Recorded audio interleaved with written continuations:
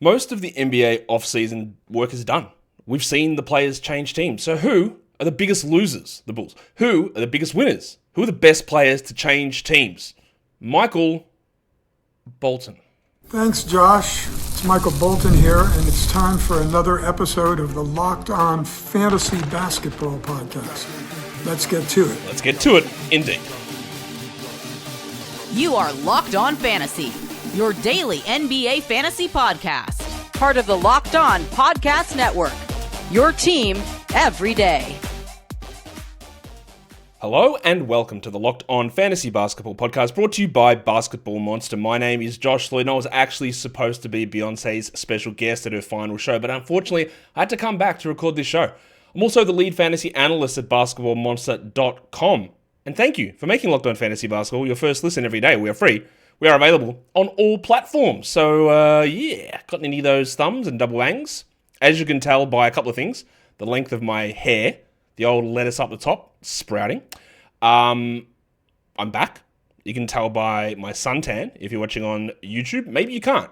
I am a little on the darker side.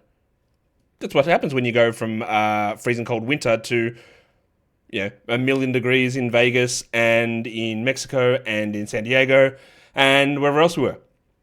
I look different. We're back live though now. What I would normally do, or what I wouldn't normally done, say last week, for example, is gone through all of Summer League and talked about who were the big performers, how did every player go on every team. But you know what? I'm not doing that. I will do a Summer League show probably tomorrow, just talking about some things, but I've got some stuff, and it's probably a hot take, but I'll give you a thought on Summer League tomorrow.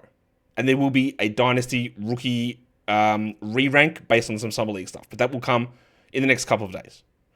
Be aware of that. We will start, of course, our team previews as well. We will start things like league settings. We will start things like mock drafts, not yet, but all of the regular preseason, because it's not off-season really anymore, it's preseason, will all start coming. And for those of you who want to ask, Basketball Monster, we will open in the middle of August. I think around the 20th is our expected goal date. I've got to start doing the projections. I got home yesterday, so we're going to start doing them soon. Today, actually. So that's what's going to happen. But like I said, what we're doing in today's show is we're talking about winners. We're talking about losers. We're talking about movers. We're talking about players that changed teams. We're talking about who's got opportunities. Now, this is not definitive very clearly because I haven't gone through and projected all 580 players in the NBA to figure out exactly who's the biggest winner, who's the biggest loser. I haven't done any of that yet because that just takes time. And there's actually some still big names that haven't actually signed anywhere. Anyone know where Russell Westbrook plays? Nowhere at this point. Literally doesn't have a team. Cam Thomas, John Kuminga, Quentin Grimes, Josh Giddey. Maybe they're all back. Maybe they're not. There's a lot of stuff that still happens. Let's talk, though, about the best players that are changing teams. Now, what I'm using how I'm doing this is just looking at who ranked the highest, using, again, for head-to-head leagues, the vast majority of leagues, my Durant ranking system, who were the best players that are now going to be on new teams. You're going to see a pretty strong pattern with these names as well as we go through them. But let's, coincidentally, not really, it's just, actually it is coincidentally the best player from last season in fantasy who is going to be on a new team this season. This is not to say that this is the order that these players are going to rank for the upcoming season or how I'm projecting to rank, just how they finished last season. It's Kevin Durant. Kevin Durant plays for a new team. Traded to the Houston Rockets from the Phoenix Suns. Now, last season, I thought Durant would drop off, and he did, a little bit. But I thought Mike Budenholzer would really pull back his minutes. I was worried about Durant's free throw attempt rate at his age, and that didn't eventuate to that degree. But what Durant did do is he played 1 million minutes. And at age 37, I worry a little bit of what's going to happen. But if you're going to go to a team that's going to play someone 1 million minutes as a starter, that's what Ime Udoka does. So I don't think I'm going to fall into the trap of thinking that at age 37, Udoka is going to drop his minutes because the guy that drops the minutes of the superstars is Budenholzer, and he didn't do it to Durant. So I think Kevin will probably play at a similar amount of playing time for this upcoming season in Houston. Again, we still have to project all of this stuff out, but there is no reason for me to think that Durant's usage, which was 29 last season, is going to be significantly different here. Jalen Green led the team in usage. He doesn't play there anymore. It's Şengün. It's Van Vliet. Like, Durant could easily maintain that usage or go up. One thing he might not maintain is 43% shooting from three, but he was the 12th ranked player last season, he was 18th in points leagues, and he's on a new team. The next best player that changed teams over the NBA offseason, this is probably the first big move or first actual move that happened. Let's remember that Desmond Bane now plays for the Orlando Magic, because he does. A trade for Kentavious Caldwell-Pope and Cole Anthony. Bane goes to the Magic. Bane was the 32nd ranked player last season in head-to-head value, 51st in points leagues. He averaged 19, 6, and 5 with 1.2 steals, 23 usage, 27 years of age. Now, he goes from a team where he was sharing the ball, sometimes with Durant, didn't play that much, and Jaren Jackson. He goes to a team now where he's sharing the ball with Paolo Banchero and Franz Wagner. I don't know that this is necessarily a bump for Bane. Again, haven't projected it. The Magic usually are a bit of a slower-paced team, and I would think, if we looked into it, that Wagner and Banchero are probably a higher usage combination than Morant and Jackson. So, while he goes and he helps Orlando immensely, I'm not sure that it's necessarily a better spot for Bane. It does hurt some of the other guys, Jalen Suggs, for example. It's just someone to push down the pecking order, and that's a lot of how we look at fantasy and preseason and value is like, what is the pecking order? Who is untouched? Who loses a little bit? Where do guys slot in? And I think that Bane very clearly slots in at 3. Maybe 2 next to Wagner. Depends. He wanted 2A, 2B. But previously, we would have said Banchero, Wagner, and then probably Suggs. We definitely can't say that anymore. That's not about Bane, obviously, because that's Suggs' value. But Bane will slide from the third guy to the third guy. I think that's reasonable. But he was the second best player to change teams in the offseason. The third best player, based on rankings per game from last season, you'll be surprised, it's the Baptist. It's Johnny Collins. Now, Collins was in a weird spot. To start the season, he was in a not a good spot. He was a bench player behind Taylor Hendricks, Larry Markkinen, Walker Kessler. Then Hendricks got injured 3 games into the season. Collins didn't even start. They went with Cody Williams, they tried Filipowski, but eventually Collins got the starting job. It took a while, and he produced. He was the 35th ranked player per game, 53rd in points leagues. He averaged 19 and 8 with a steal and a block. He shot 40% from 3. The numbers are all amazing. He had 24 usage. The thing with Collins here is there is a very clear argument, however you want to frame it. You can say that, well, now he goes to play alongside Kawhi Leonard, Ivica Zubac, Brook Lopez, James Harden, Bradley Beal. So 24 usage is impossible, and I agree with you. He will not do that. You could argue that they won't even start him. I think you're wrong. You could argue he won't get any center minutes. I think you're right. But what you can't argue is that he's going to be in a situation where fake injuries and tanking limit his value. So, again, we can say it is easier to see John Collins playing more than 40 games. It's easier to see him playing even fewer than 31 minutes or having lower than 24 usage. How you want to value those two things is up to you in your draft. Because Collins is not going to hit 35 per game or 36 per game. He's 36 per game. He's not going to be that. There's no chance of that. The argument can be, well, he's playing with better players, his efficiency can go up. Not really. Look at those numbers. They're pretty hard to get higher than that. Is he just going to take enough shots? 8 rebounds when he was playing with Kessler and Markkinen? That's similar to playing with Zubac. I'm not sure that changes that much. That's all going to be a minute scaling thing. It's going to come down to scoring. Is he a 16-point guy now instead of 19? And if he plays 35 more games or 30 more games, how do you value that? But, unequivocally, he was a very good player who changed teams. Have you noticed the pattern in the 3 guys that I've talked about so far? All of them were traded. All of them were traded. None of them were free agents. And that is the way of the NBA. At the moment, that is how things go.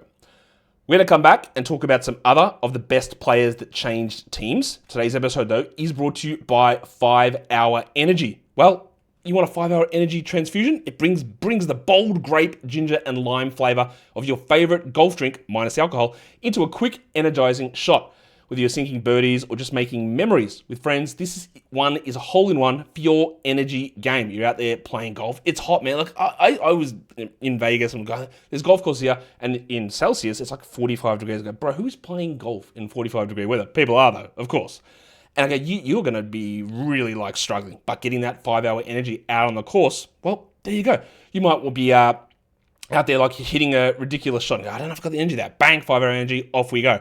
Golf is all about good times with good people and good flavors, of course. The great ginger lime flavor gives you the best parts of your clubhouse go-to without chasing down the bev cart. Oh yeah, the old bev cart. If you go to 5hourenergy.com today, that is the number 5hourenergy.com, you can use the promo code LOCKEDONGOLF to receive 20% off your order. The offer is only valid until September 30th on one order and cannot be used with other promotions. The code is not good on subscription orders.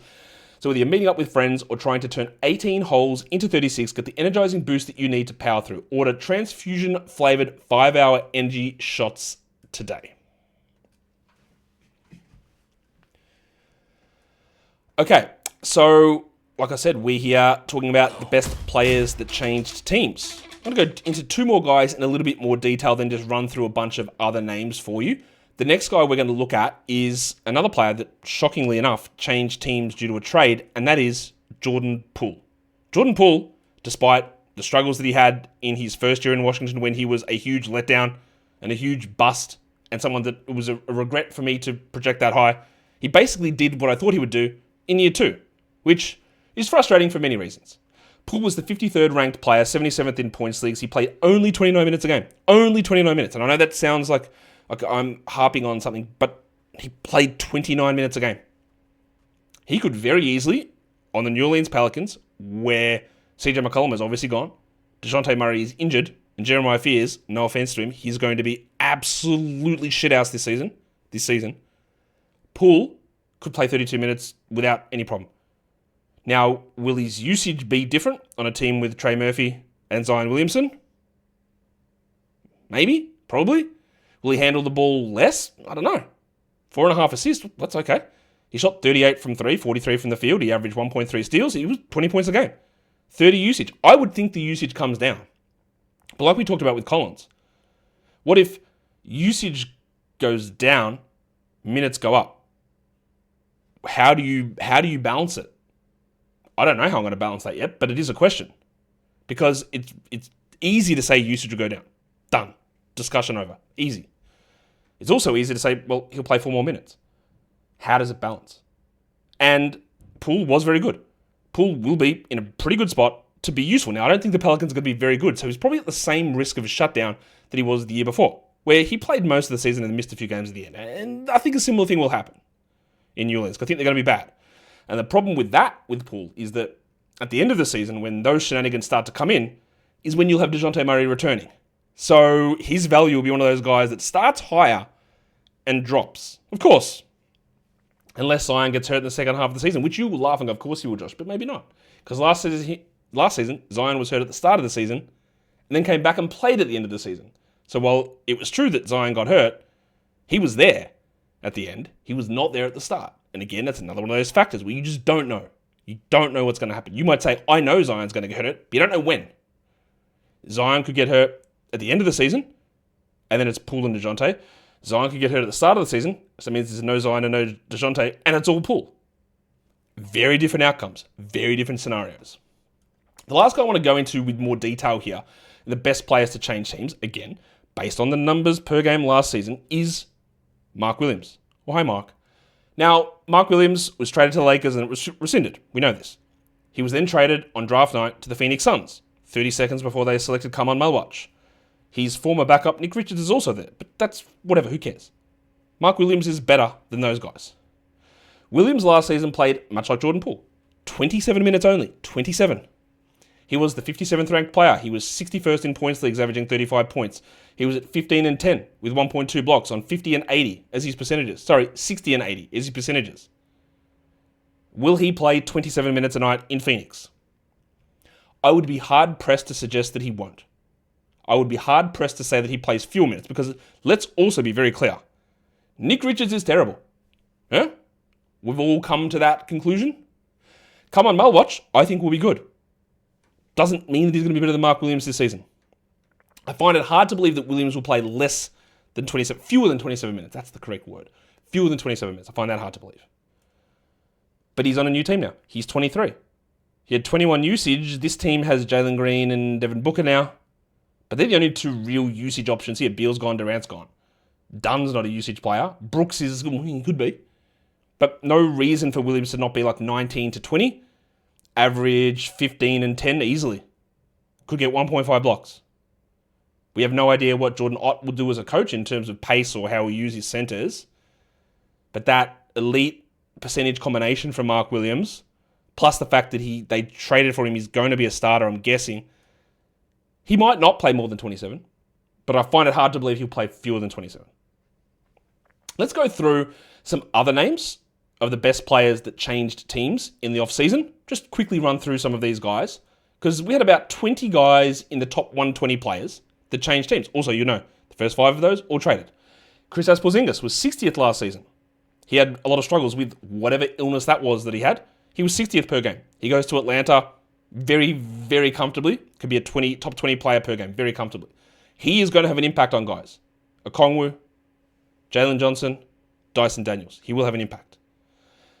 He will be almost certainly better than a 60th per game. The thing with him, we know, it's injuries. Cam Johnson, 63rd ranked player. I know people will say, well, now, look at that, it's awesome. It's the reverse of John Collins. Well, no, it's not. It's the same as John Collins.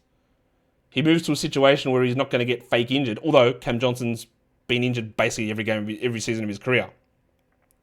The other argument will be that Nikola Jokic is going to make things easier for him. I'd argue that, okay, maybe, but there's just no way he gets the opportunities that he had in Brooklyn that he has in Denver. There's just no way. He won't do that. He won't be the number one offensive option. Because remember, Cam Thomas was injured all last season in Brooklyn. So he just won't be that. He'll be 3rd or 4th at best. So he is changing teams. I don't know that he's going to be 63rd per game. In fact, I think he probably won't be. Miles Turner was 74th per game. He plays for the Bucks now.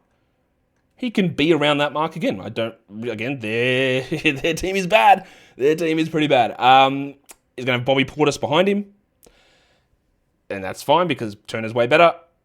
But he's a good player that changed teams. Now he is the first player that actually on this list changed teams through free agency. Jalen Green was 81st per game last season. Could he be better than that? Yeah. Will he be? Probably not. Again, it's easy to say, well, he's gone on from a good team to a worse team, and they obviously put him in the Kevin Durant deal, but he was the leading usage player for Houston last season, and he will not be that in Phoenix. So I don't really believe in a lot of Jalen Green's games. I'm not sure he's going to be better. Michael Porter Jr., we just talked about him. He was 82nd last season. Now, it's the reverse Cam Johnson, because I believe that Michael Porter Jr. will see his usage rise. It was and I argued this with some people on Twitter when the trade happened.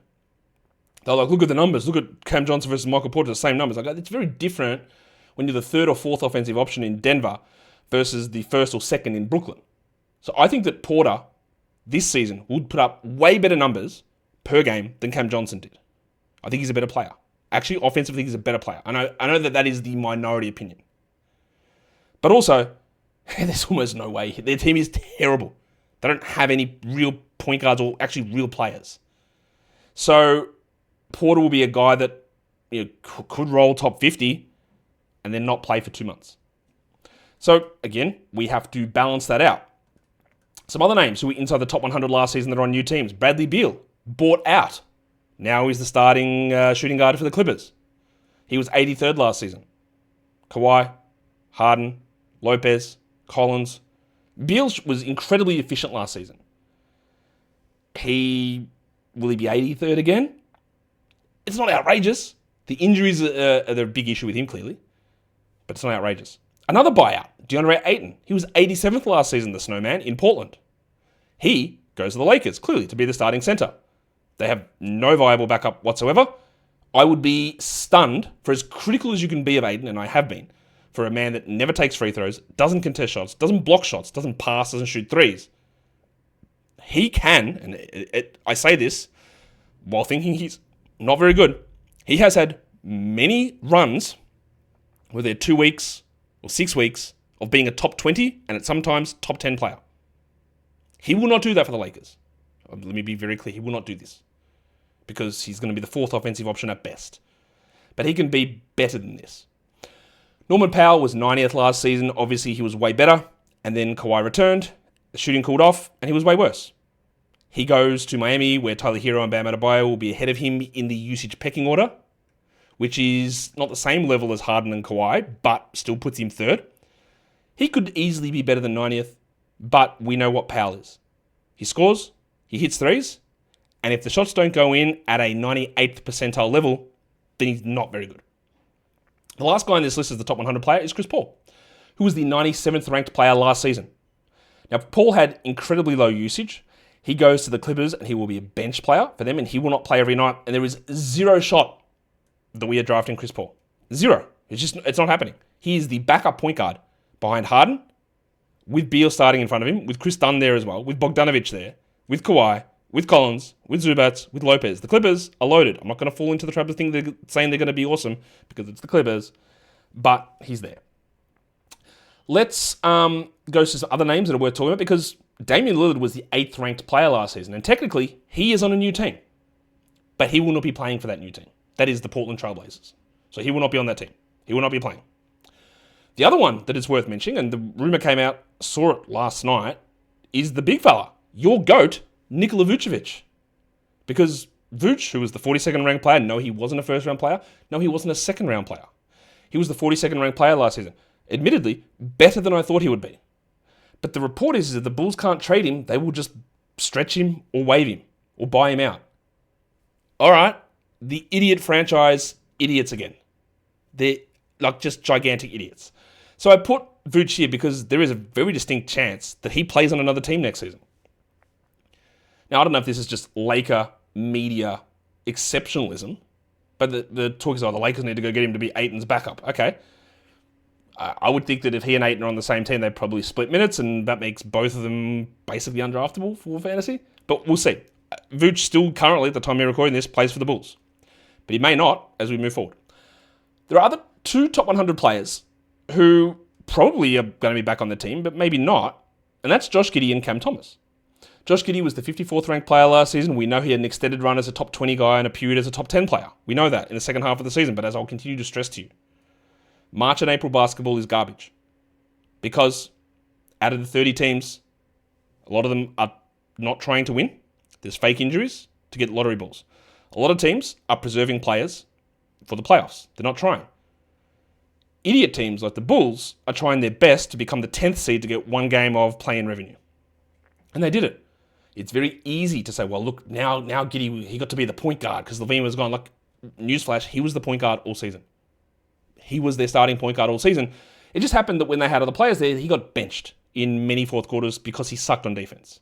And then he did the thing, which is the big blinder that happens in fantasy, is that he turned increased opportunity, which is what happened when Levine got traded, Dosunmu got hurt, and Ball got hurt, and Vooch was hurt for that period too. He turned that increased opportunity and paired it with 46% shooting from three and doubling a block rate, which, again, are just not things that will happen long term.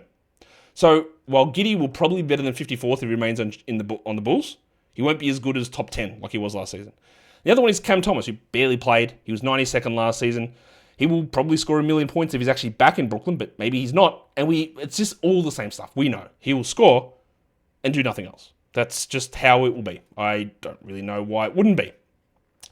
We're going to come back and talk about some of the big winners and the big losers in fantasy as well for this upcoming season. And we'll do that. Now, again, this is not a definitive list. And what I do want to hear, if you are still here watching, I hope you are. Good to have you guys here.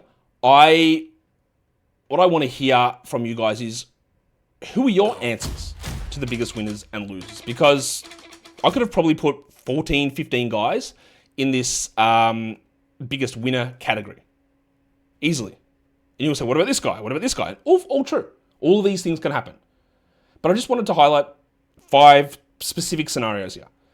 I think Devin Booker is a big winner. As we know, playing fantasy, playing any sport, whatever it is, right? Going from very good to elite, going from 20th to 10th is harder than going from 70th to 40th. That is well accepted paradigm. I think that's the correct use of the word paradigm. Booker moves from a guy that shared ball handling with Durant and Beal and Tyus Jones for whatever stupid reason the Suns did. He moves from a guy who shared number one usage role with Durant to being the number one ball handler to being the number one usage guy without question. Now, John Gambadaro, who talks a lot about the Suns, said that, the Suns are actually going to make Jalen Green the point guard. That's all well and good, but no offense to you, John, and whatever the Suns told you, it's bullshit. It is just not going to happen. This is just Anthony Davis. I'm a power forward, not a center. Okay, AD, then how come in every important moment you're a center? It's like Devin Booker. I'm actually a shooting guard, not a point guard. I too love to make myself look less valuable. Why wouldn't you? Can you actually just refer to me as a less valuable position? Like, that would be great. Like, I know people don't care about shooting guards. I want to be one. Anyway, Devin Booker is the lead ball handler. He is the lead guard. He is the point guard on this team. He's averaged 7 assists a game the last 2 seasons. He's in a big spot, and with the absences of Halliburton, Lillard, Tatum, someone else I'm probably forgetting in that group, he's probably going to be a first-round guy. Probably. I put Kevin Porter Jr. here, but I don't feel good about it as a big winner because I don't like Kevin Porter Jr. I think he is a horrific watch. I think he's a bad NBA player. I think the Bucks roster is bad in general. If I was the Bucks, and guess what? Me and Glenn Rivers, we don't see eye to eye a lot. And Glenn Rivers has had more NBA success than me, so I guess he's right. I would be trying Cole Anthony. I would be trying Ryan Rollins because Kevin Porter Jr. can put up big, gaudy stats. He can put up points and he can get assists. He can take some of the worst shots you've ever seen, make some of the worst turnovers you've ever seen, have terrible efficiency from 2-point range and 3-point range, and so it doesn't feel left out. He can also be bad from the free throw line. And guess what he also sucks at? Defense. All that is true. But all that does not matter if Doc decides that Kevin Porter is the starting point guard and plays him 30 minutes a night because he will be a valuable fantasy guy. And I do think that Doc may do that. So I'm putting Porter there with a little caveat of Anthony and Rollins. The same goes with the center position for Indiana because they've got 4 centers, and to be blatantly blunt, they're all bad. You might think that Jay Huff is great. He's got these great per 36 numbers. All well and good. There were plenty of games last season he just did not play in Memphis. He can have some good numbers. He can have good fantasy value. But he's also not a very good real-life player. Isaiah Jackson, very similar boat. Maybe he's not good. I think in fact he is not good. And he's also coming off an Achilles injury. So I'd be pretty stunned if Jackson came in and played 27 minutes a night as a starter. In fact, there is no way that is happening. So maybe it is very clear to say that Jay Huff is the winner. Because it's not going to be Jim Wiseman coming off an Achilles either. And Tony Bradley is Tony Bradley. So the favorite has to be Jay Huff to be the starter. But Jackson could work into 23 minutes, and both guys could be draftable. I still think Huff is going to be the guy, even though I'm not convinced he's this huge diamond in the rough. We're going to unearth this great player. But there is a chance that Huff has a Daniel Gafford in Washington type season, but with 3s added in. I'll put Andrew Nembhard there. Now, you could argue that Ben Mathurin will get a bump. You could argue that TJ McConnell will get a bump. I would argue that Mathurin's bad, and McConnell, they just don't push the minutes. This is going to be an opportunity for Nembhard to step right up with Halliburton out. Now, in previous regular seasons, he has not done really anything when Halliburton's been out. But he's going to have to, and they are planning for him to be in that role. It's not you've got a low usage off-ball role and for 2 weeks be the point guard. It's like, no, we are building everything around Nembhard being the offensive engine now, alongside Siakam, of course. So, Nembhard, I would hope, again, it has not worked in regular seasons the last 2 seasons. I would think that Nembhard takes a big leap forward. I would much rather look at him over Mathurin. And the last name there, which again, I put there because I think, but I'm not sure, I think Scoot Henderson is a big winner. And here's the debates about it, right? It's like, wow, they got rid of Anthony Simons, so Scoot's got the reins now. I go, yeah, but they also did bring a player back who plays the same position, who's a better player than Anthony Simons, who they originally gave up draft picks for. They reneged those draft picks because of medical stuff in Drew Holiday. So, while Scoot came off the bench all last season, do we immediately think that Scoot is starting at point guard and Drew's coming off the bench? Is it? We think that? We had these problems looking at this team last season. Who is starting? Now, we know that Ayton is gone, so Klingon will start at center. There's Jeremy Grant. There's Deni Avdija. There's Tumani Kamara. There's Shaden Sharp. There's Scoot Henderson. There's Drew Holiday. All right. As you are well aware, if you've got fingers, that's more than 5 names. Somebody is coming off the bench. So Scoot, Kamara, Avdija, Grant, Klingon. That means Drew and Sharp off the bench. Drew, Kamara, Avdija, Grant, Klingon. Don't know. Is it Scoot, Sharp, Kamara, Avdija, Klingon with Holiday and Grant off the bench? Don't know. 7 names for 5 spots. I would hope they give Scoot a chance, and I still think Scoot can be a good player. Probably not a multi-time All-Star, but a pretty good player. And I'm putting him in the big winners list here, but there's also no guarantee of this. We might be in the situation still where it's Drew and Kamara and Avdia and Grant. And again, Sharp is there and Scoot is there. Where are the minutes going? I don't know yet. So it's not, well, Simon's gone, Scoot steps up. It's Simon's gone, Holiday in. Like literally the same position, probably similar minutes, and Drew was not there to be bought out or to be benched. So I put Scoot there, and just maybe I shouldn't have.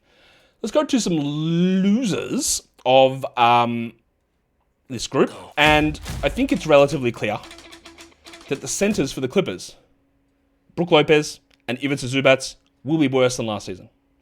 Lopez is not draftable. He played a lot of minutes last season. He is a million years old, and he is a clear backup to Zubac. Ivica Zubac was awesome last season. They had no viable backup. Shout out Mo Bamba. They didn't have the wings to play the no center or small ball lineups as much as they wanted to. So Zubac got the career high minutes. He was like up there for Defensive Player of the Year, all defense. He had an argument for All-Star and All-NBA, honestly. But he's not going to have unfettered 34, 35-minute run anymore. Because that would mean that Brook Lopez plays 13 minutes. That would mean that John Collins literally never plays center at all. So, while it doesn't mean that Zubac is undraftable, clearly, it just means that the guy that was a huge steal last season has zero shot of being that. Like, none at all. Because he will get drafted at pick 40, 50 maybe. And it's the value of him just doesn't have, and again, it's one of the key things we have to remember in fantasy, is the guy that you loved, that won you your league last season, Dyson Daniels, Ivica Zubac, right? The guys that won you your league. The reason they won you your league is because you got 100 spots of value out of drafting them. And if you take him at 40, and the only way to go is down, not good. I'm going to put Malik Monk and Keon Ellis here. Monk started for the Kings for a period of last season. De'Aaron Fox was traded, and Monk was awesome. He was so good. But they hate him. They don't like him at all, apparently, according to what every move they make. Keon Ellis, when he would start and play 30 minutes, was great for fantasy. But guess who's not starting for this team? Either of these guys. And now the new rumor is that Russell Westbrook is going there. Like, what on earth is this idiot team doing? They are just trying to make, hey, let's get the players that don't fit together the most and play them together and try and make any of it watchable, which they won't be able to do. So they will be starting Zach LaVine. Apparently, for some reason, they think that starting Dennis Schroeder is a good idea.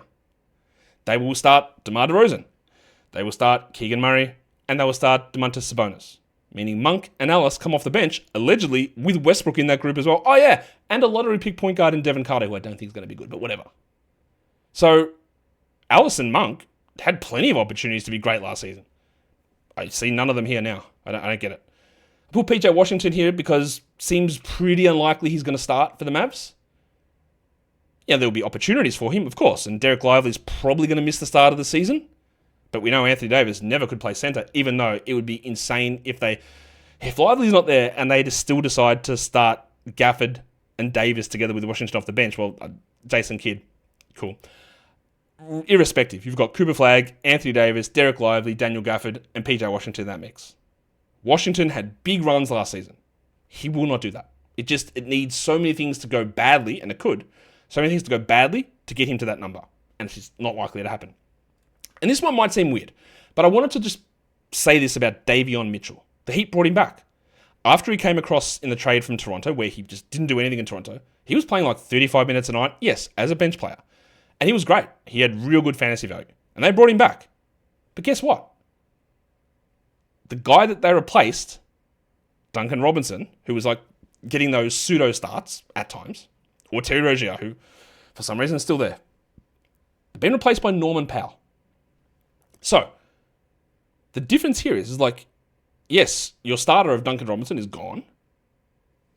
Norman Powell slots in, but Robinson would play 20 minutes. Or Jaquez would play 20 minutes. Or Pala Larson would play 20 minutes. Kasper Jakichonis will play 0 minutes, but that's okay. But Powell will play 32 minutes. And meaning that if he's playing 32 minutes and 34 minutes and Tyler Hero's playing 35 minutes, guess who can't play 33? Yeah, it's Davion Mitchell, right? So while we saw good stuff in March and April, fake basketball, last season, the reality of that isn't here now. Now, you could easily find other players who are bigger losers than this, I'm sure. That you could do that. That's okay. But they're just some names that I wanted to highlight in this, my first show back, since returning back into the country. So, there's plenty more to come, all the way through. From now up until the end of the NBA regular season, we're going to be absolutely spanking stuff out. So if you are a known spanker, join me. Thumb it up, leave your comments, tell me what you think. How's the hair looking? How's my suntan? Do you desire me more now? All of these things are very important to me. Guys, we are done here. Thank you so much for listening, everyone. See ya.